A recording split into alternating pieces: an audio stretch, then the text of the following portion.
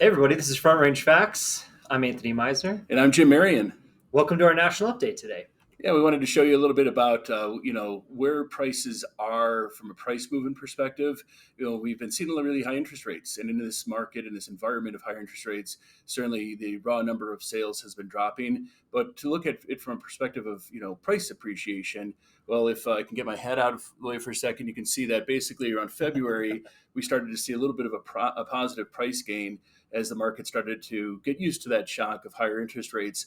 And when looking at that dark bars there, that's a 48-year average for how much prices go up in any given month. So, 0.6% in March on average nationally, 0.9% in April nationally. And here you can see that our price appreciation, even in this high interest rate environment, is still above that 48-year average.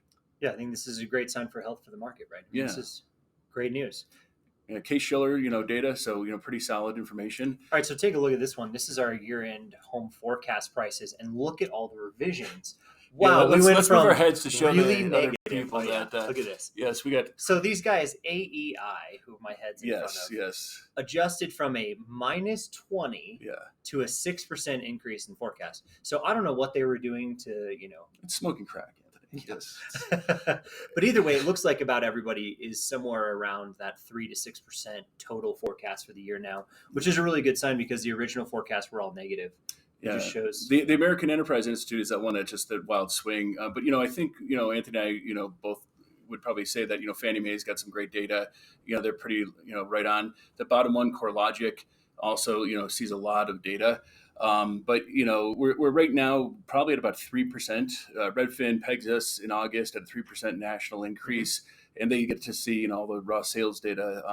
So we're probably about that, and so I think Fannie Mae is probably the winner on this. If I had to guess, I would say Fannie Mae is probably the closest. So we'll see by the end of the year, but they've been pretty conservative with their estimates. And if you go, well, we're a couple slides over. Fannie Mae has some good data too. So let's take a look at some other stuff. Yeah. So switching on over to, we just lost our whole video background, Anthony. I don't know what happened here, but you guys are stuck with our big hell noggins, I guess. Yes.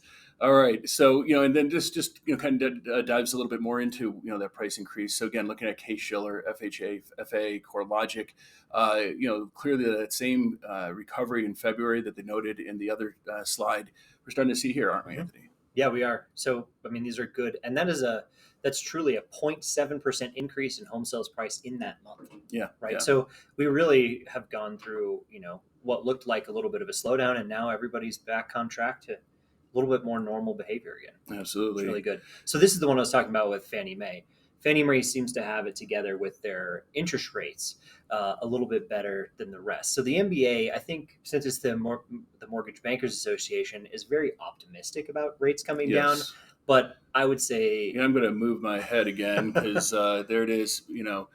So like we feel like today at the end of August, we're at a 7.07% interest rate. You're probably going to get quotes of 7 and an eighth, 7 and a quarter.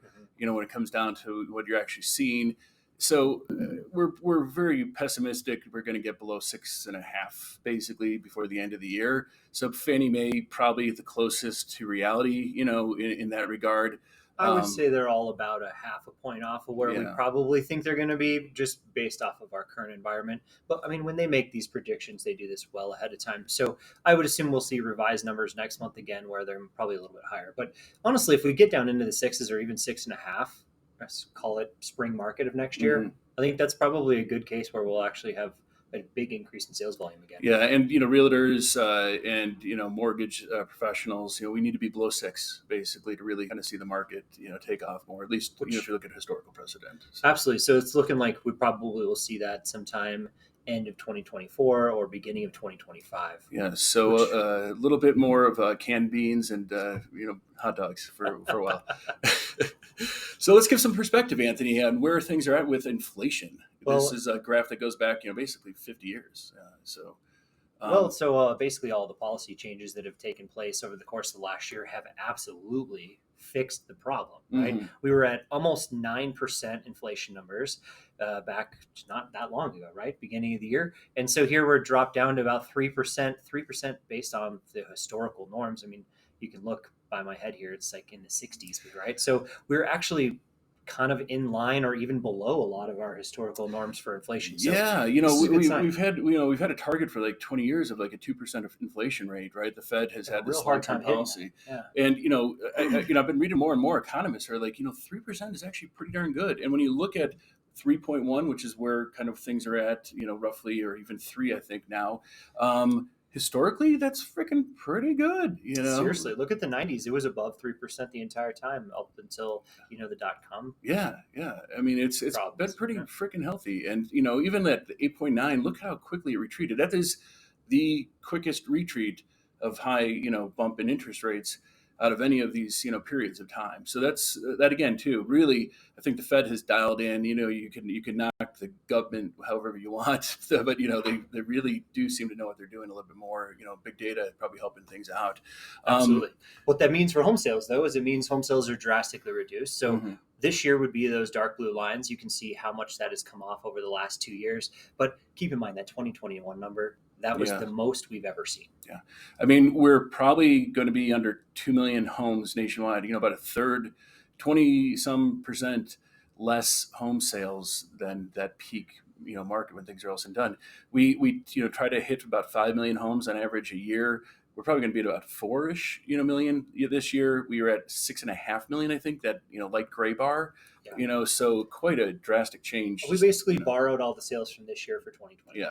We definitely, spent ahead of ourselves a little bit there.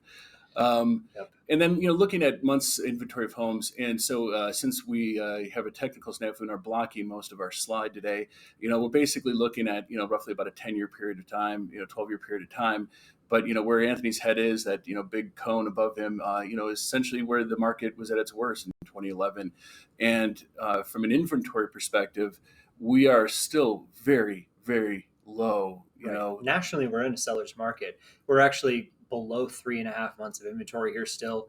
I mean, it takes years for this stuff to recover. You can see over the last decade, we were just kind of chipping away at it every year, right? Just a little bit. And so it's going to chip away at increasing inventory every year until we kind of get out of this low inventory environment or interest rate environment. And then we'll be right back into a strong seller's environment again, I think. So that begs the question to the layman, like if we really don't have much to sell, then why aren't homes flying off the market? And I think this next slide does a pretty good job of illustrating tells us everything. Yes. So, looking at, an $800,000 home. I mean, if you're in Mississippi right now watching a show, you're thinking, why would they use that? But here in Colorado, 800,000 is pretty close to average. Pretty not bad, So, the difference between a 6% and an 8% mortgage, and we did, literally dance with that 8% level about, 5-7 days ago.